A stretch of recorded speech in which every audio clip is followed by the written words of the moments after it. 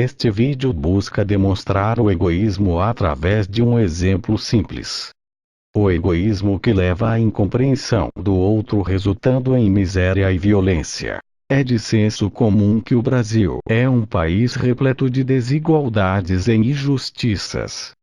Mas infelizmente este não é um problema apenas do Brasil, basta estudar a história para constatarmos uma continuidade nas relações humanas, o poder exercido entre determinados grupos que perpetuam uma dominação sobre outros grupos.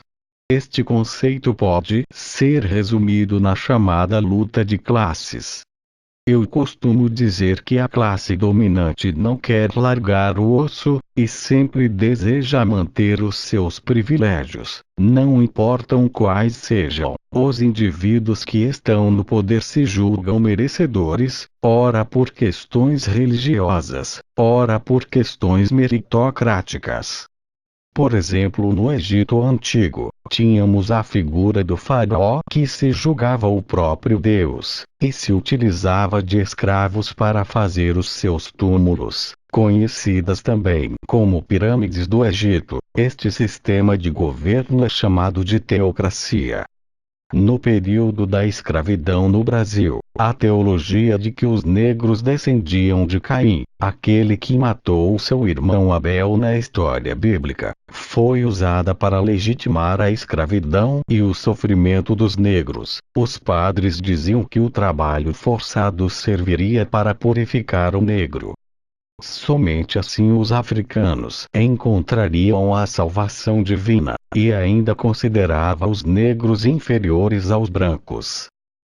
Hoje em dia existem aqueles que explicam a pobreza culpando os pobres por não terem se esforçado o suficiente. Durante muito tempo as pessoas não tinham nenhuma assistência da qual estamos acostumados hoje. Por exemplo, direito à aposentadoria, férias remuneradas, 13º salário, acesso à saúde e à educação. Estes são somente alguns exemplos. Estas conquistas vieram por meio de diversas revoluções e lutas das classes dominadas. No mundo ocidental em que o Brasil faz parte, passamos por diversos processos históricos que culminaram em conceitos a que hoje são comuns aos nossos ouvidos, como por exemplo, cidadania, democracia, liberdade de expressão, direitos humanos, Estado laico, dentre outros. Hoje o Estado age como um regulador da sociedade. Em tese, o Estado deve assegurar os direitos básicos do homem, assim como os declarados na Declaração Universal dos Direitos Humanos. Deve proteger os indivíduos e gerar um mundo com igualdade de condições e oportunidades de desenvolvimento para todos. Sabemos que a realidade não é bem assim, pois a realidade é uma construção de todos, e muitos interesses entram em conflito nesse processo. Por isso é importante a sociedade se organizar para exigir os seus direitos e criar um mundo melhor para se viver. Para exemplificar, existe uma frase ótima: se organize, senão organizarão você.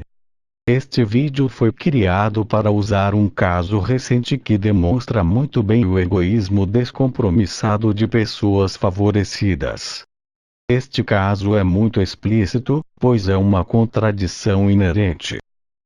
Dentro dos fundamentos de um estado de bem-estar social, que tem o compromisso de garantir condições mínimas de assistência aos cidadãos, surgiu no Brasil um benefício aos militares do Exército Brasileiro, conhecido como pensão militar. Esta pensão tem origem histórica a partir do século XVIII, uma pensão destinada às viúvas e posteriormente aos filhos dos militares após a sua morte. Esta pensão fez sentido em seu tempo histórico, ao destinar a viúva, aos filhos menores de 21 anos e às filhas solteiras. Esta pensão fez sentido em um período onde a mulher não participava do mercado de trabalho como os homens, garantindo assistência a estas mulheres. Porém, em 1991 se tentou alterar este benefício para que se retirasse as filhas solteiras de condição de beneficiárias, pois neste período as mulheres já participavam ativamente do mercado de trabalho, apesar de ainda hoje não existir igualdade. Mas o que se percebeu foi uma enorme quantidade de fraudes nestas pensões, de mulheres que se casaram e constituíram famílias, e que tinham o seu emprego, mas não oficializavam a decisão no cartório para não perder os benefícios, gerando assim um gasto exorbitante para os cofres públicos. Agora vamos ao exemplo onde eu queria chegar, um exemplo do tipo de pessoas da elite que não querem largar o osso. Maite Proença é uma atriz de muito sucesso que já atuou em diversas novelas da Rede Globo, atua no teatro e como apresentadora. Ou seja, pode ser considerada uma pessoa rica, que faz parte de 5% da população. Ser rico não é um problema, mas a questão é que Maite Proença, mesmo após ter conquistado seu lugar ao sol e uma carreira de sucesso, ter constituído família com filhos e possuir relacionamento de mais de 12 anos com um homem, este relacionamento foi afirmado em seu próprio livro. A Previdência pediu o congelamento desta pensão, mas a Justiça não considerou as provas suficientes e o benefício de R$ 13.000, valor em 2013, continuou a ser pago normalmente. Mas isso não é o pior da história, o pior é que Maite Proença faz críticas ferrenhas aos projetos do governo de ajuda aos mais pobres. Ela é daquele tipo de pessoa que diz que o Bolsa Família é dar dinheiro para vagabundo. Para exemplificar, veja o que ela postou em seu próprio site. Viajei recentemente por estados de regiões em que o Bolsa Família é fundamental no sustento de muita gente. Por cada filho recebe-se R$ 80. Se uma família tem 4 filhos, o montante chega a R$ 360. A cada novo filho, o governo pinga mais R$ 800 na conta da família, que aproveita para trocar geladeira, celular, eletrodomésticos. E o número de encostados só faz aumentar. Trabalhar para quê? Não se morre de frio, tem peixe no mar, macaxeira no quintal, a galinha bota ovo, de vez em que doce mata um cabrito, deita-se na rede, e relaxa-se porque a vida é para ser levada na flauta. Não se pensa em melhorar, estudar não presta, e cansa, obriga a fazer esforço, o governo TB não incentiva. Há décadas que os investimentos são pífios. E o que isso tem a ver com os piquetes? Muito.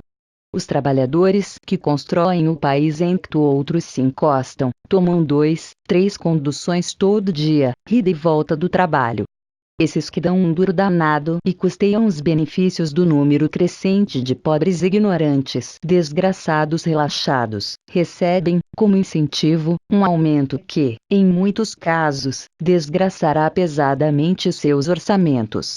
Há algo de muito torto nesta equação. Ela chama os beneficiários do programa de encostados e de pobres ignorantes, desgraçados relaxados. Vou fazer uma conta simples. Os 13.000 que ela recebeu mensalmente em 2013 daria para pagar o programa Bolsa Família para 162 crianças. Atenção, ela não tem nenhum problema de saúde, ela trabalha na maior emissora do país, e recebe do governo o valor de correspondente a 162 crianças do programa Bolsa Família. Agora vamos conhecer um pouco sobre os beneficiários do Bolsa Família. O programa surgiu em 2004 para atender as pessoas em estado de pobreza e miséria absoluta no Brasil. O Bolsa Família consiste na ajuda financeira às famílias pobres, definidas como aquelas que possuem renda per capita de R$ 77 a R$ 154, que tenham em sua composição gestantes e crianças ou adolescentes entre 0 e 17 anos extremamente pobres, com renda per capita menor que R$ 77. A contrapartida é que as famílias beneficiárias mantenham seus filhos ou dependentes com frequência na escola e vacinados. O programa pretende reduzir a pobreza a curto e a longo prazo através de transferências condicionadas de capital, o que, por sua vez, visa a quebrar o ciclo geracional da pobreza. Atualmente os valores dos benefícios pagos por família são limitados a R$ 336 mensais e o menor valor é de R$ 35 mensais. Agora vamos assistir uma série especial produzida pelo Jornal Nacional em 2001 sobre a fome em nosso país, para conhecer mais sobre a vida dessas pessoas. Uma das séries mais premiadas da história do Jornal Nacional foi esta dos repórteres Marcelo Canelas e Lúcio Alves. A proposta era apresentar aos brasileiros que se alimentam quem são os brasileiros que não têm o que comer e como os famintos podem ser ajudados. Este marco do telejornalismo foi ao ar em junho de 2001 e ainda hoje é exibido em salas de aula como um documento fiel, dramático e emocionante da fome no Brasil. Uma tragédia construída ao longo de 500 anos.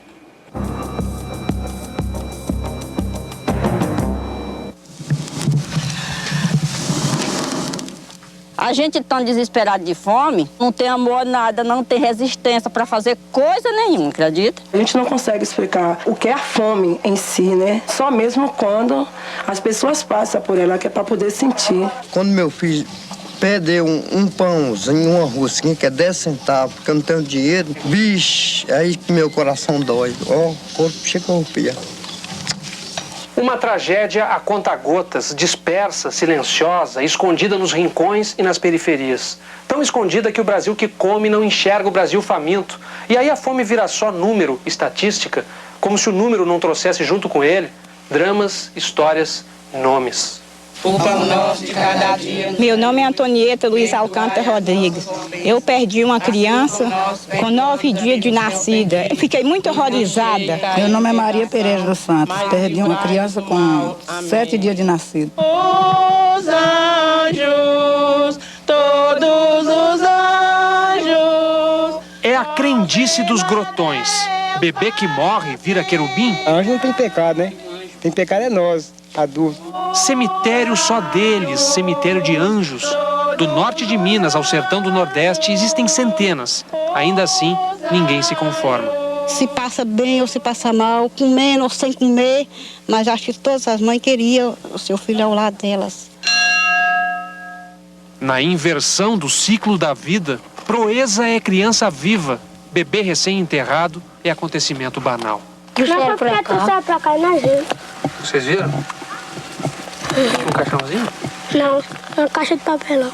No Brasil, a cada 5 minutos morre uma criança, a maioria de doenças da fome. Cerca de 280 a 290 por dia, né, o que corresponderia, de acordo com o Unicef, a 2 Boeing 737 de crianças mortas por dia. Médico, voluntário em campanhas contra a desnutrição e obcecado pelos números, Flávio Valente pesquisou dados oficiais. Existem pelo menos 36 milhões de brasileiros que nunca sabem quando terão a próxima refeição. Nossa maior contradição. Nós temos aqui todas as condições técnicas para garantir a erradicação da fome. E uma enorme acomodação da sociedade, inclusive da classe média, nesse esquema de acreditar que isso é natural. A fome é uma coisa criada pelo ser humano, porque ninguém nasceu para morrer de fome.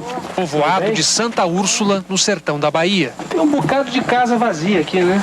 É. Abandonada? Abandonado, porque aqui é muito pobre, não tem salário, os povos das casas vão embora. Aqui já teve muita gente, mas tanta pobre para casa de seca e fome, se arrancado tudinho, quase tudo. Santa Úrsula virou cidade fantasma. Maria só ficou porque recebe pensão. Sirene também ficou. Apesar do salário atrasado, ele tem um compromisso moral. Tem que aumentar uns 2 quilos. E tá sendo difícil para eles aqui. Agente de saúde, ele tenta sozinho conter a mortalidade provocada pela fome. Meus meninos eram tudo fracos, sabe?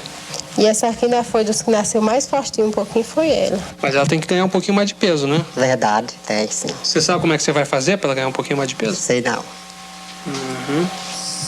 Mas o que você acha que é para eu fazer?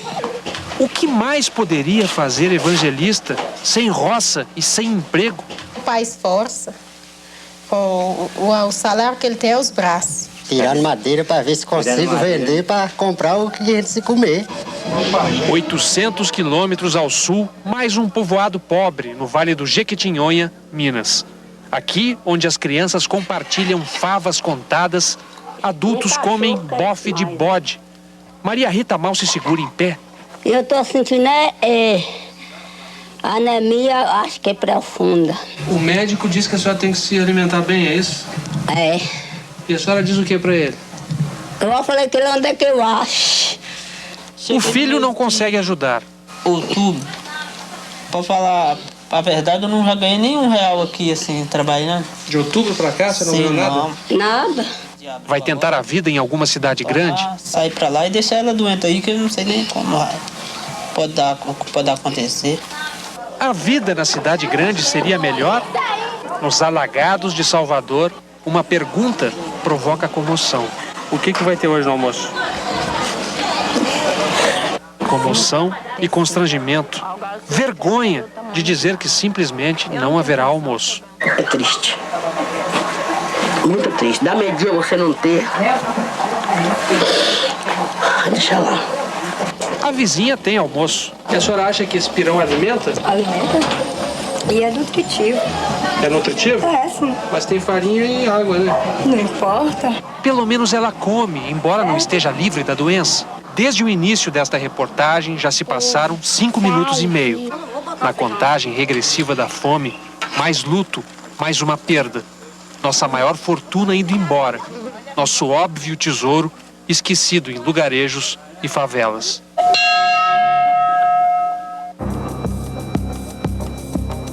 No dia seguinte à exibição dessa primeira reportagem da série, Fátima Bernardes leu uma nota dizendo que os moradores de Araçuaí, onde vivia Maria Rita, avisaram a emissora que, 2 semanas depois de dar a entrevista à equipe da Globo, a lavadeira falecera. Maria Rita fora vítima de pneumonia e desnutrição aguda. Felizmente, graças a políticas adotadas pelo Estado, esta realidade miserável vem mudando em nosso país. Segundo a ONU, o Brasil foi o país que mais diminuiu a fome no mundo nesta última década. Aos que dizem que os beneficiários do Bolsa Família são acomodados e que não trabalham, a última pesquisa do IBGE demonstrou que 75% dos que recebem Bolsa Família trabalhavam e que este número é maior que a média daqueles que não trabalham. Além do mais, com a melhora de condições, muitos beneficiários abriram mão de receber o seu benefício por estarem com a renda superior ao permitido. As notícias com os dados precisos estarão na descrição do vídeo. Sempre procure se informar antes de emitir uma opinião sobre um assunto. Este vídeo é um exemplo da capacidade humana de entendimento. Geralmente os indivíduos que estão em situações privilegiadas na sociedade somente entendem aquilo que é confortável para eles. Esses indivíduos tendem a não serem agentes transformadores, e sim conservadores de uma sociedade favorável a eles próprios. Visto que estão inseridos em grupos dominantes, buscarão justificar o seu domínio e exercício de poder sobre outros grupos. Muito obrigado pela atenção. Espero que este vídeo ajude você a compreender melhor o mundo em que vivemos.